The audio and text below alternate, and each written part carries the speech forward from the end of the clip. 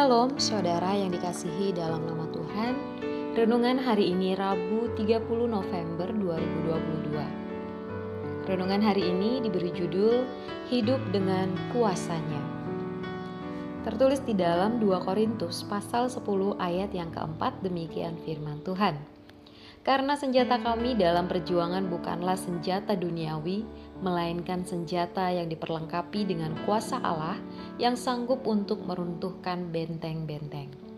Bacaan harian tertulis di dalam 2 Korintus pasal 10 sampai 13. Saudara, sebenarnya kita sedang ada dalam peperangan. Di sini kita tidak sedang berbicara tentang jenis perang dunia. Ini adalah jenis perang yang berbeda. Ini adalah perang yang jauh lebih besar daripada semua itu. Kita tidak bisa memenangkan peperangan ini dengan senjata atau granat tangan dan bom.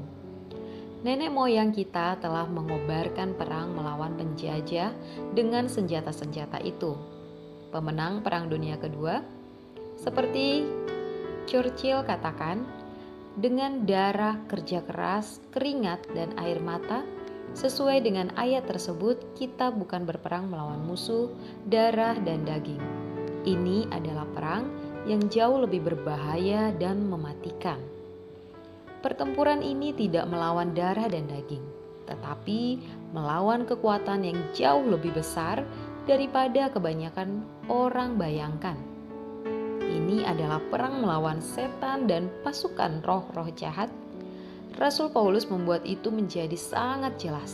Dia berkata, memang kami masih hidup di dunia, tetapi kami tidak berjuang secara duniawi. Melalui ayat ini kita mendapati bahwa betapa kokoh dan teguhnya keyakinan iman Rasul Paulus. Ia menyatakan kepada jemaat orang-orang kudus di Korintus pada zamannya dan kepada kita pada zaman sekarang, bahwa senjata Rasul Paulus dalam perjuangan bukanlah senjata duniawi. Bahwa senjata Rasul Paulus dalam pengabaran Injil Kerajaan Sorga bukanlah senjata yang berasal dari dunia.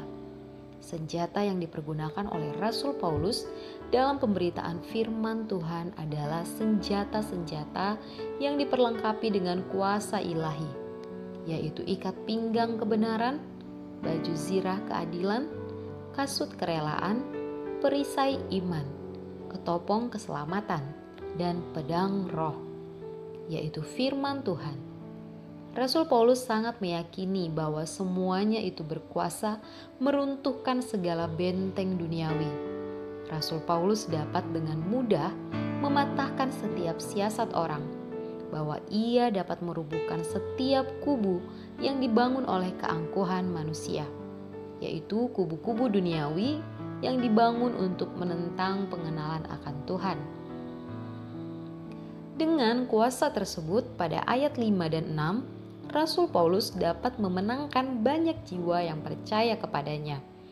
Lebih jauh, Rasul Paulus menyatakan dirinya siap sedia untuk menghukum setiap kedurhakaan, apabila ketaatan mereka dan kita telah menjadi sempurna di dalam Dia. Barang siapa yang percaya kepada Dia, Yesus Kristus Tuhan kita, akan dipermuliakan dan tidak dipermalukan. Berbahagialah kita yang sudah menerima, mensyukuri anugerah dan karunia yang sudah Tuhan berikan. Karena dengan kuasa-Nya, Yesus Kristus Tuhan kita, kita dapat meruntuhkan segala benteng duniawi, menawan segala pikiran, dan menaklukkannya kepada Kristus. Dan Dia sudah menyediakan upah besar bagi kita di kerajaan sorga. Sudahkah kita menjalani hidup dengan diperlengkapi dengan kuasa-Nya, mengandalkan dan melaksanakan firman Tuhan dalam setiap detil kehidupan kita? Power statement: anugerahku cukup bagimu, apabila engkau lemah, kuasaku menjadi sempurna di dalam engkau. Tertulis di dalam Korintus 12 ayat yang 9a. Mari kita berdoa.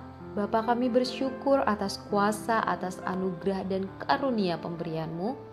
Kami mau belajar lebih lagi menaruh harapan kami dalam kuasa-Mu, sehingga kami akan lebih diperlengkapi lagi, sehingga akan sanggup mengalahkan musuh-musuh. Hanya di dalam nama Tuhan Yesus.